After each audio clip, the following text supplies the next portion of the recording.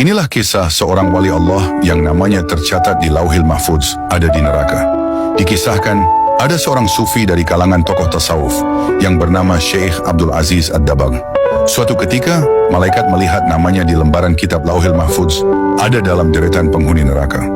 Melihat hal tersebut, malaikat merasa kasihan dan mendatangi Abdul Aziz Ad-Dabagh. Malaikat berkata, "Wahai Abdul Aziz Ad-Dabagh, untuk apa engkau ibadah sampai segitunya?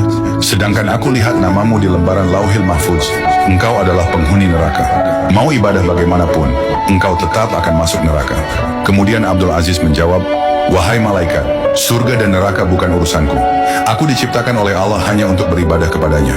Sebagaimana Allah berfirman, tidaklah aku ciptakan jin dan manusia kecuali hanya untuk beribadah kepadaku. Mau aku masuk surga atau neraka itu haknya Allah." Mendengar itu, malaikat kagum.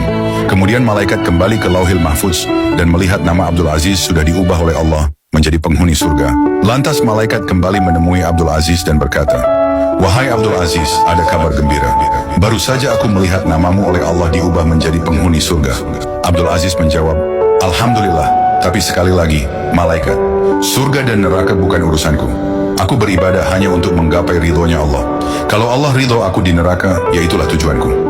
Malaikat pun takjub dengan keikhlasan Abdul Aziz dalam beribadah dan berkata, "Wahai Abdul Aziz, ikhlasmu inilah yang membuat Allah ridho dan mengubah namamu menjadi penghuni surga." Lantas Abdul Aziz bertanya kepada malaikat, "Bila ikhlasku tadi yang membuat Allah ridho kepadaku, lalu kira-kira dosa apa yang membuat Allah murka kepadaku sehingga aku menjadi penghuni neraka?" Kemudian malaikat bercerita, "Engkau ingat ketika engkau masih kecil, ketika umurmu sekitar 15 tahunan. Engkau ingat ketika engkau tidur di kamar tidurmu, kemudian engkau mendengar suara langkah kaki ibumu menuju tempat tidurmu untuk menyuruhmu membeli sesuatu di pasar? Karena engkau mendengar suara langkah kaki ibumu menuju kamarmu. Lalu engkau pura-pura tidur padahal engkau sudah bangun. Kau pura-pura tidur agar engkau tidak disuruh pergi ke pasar.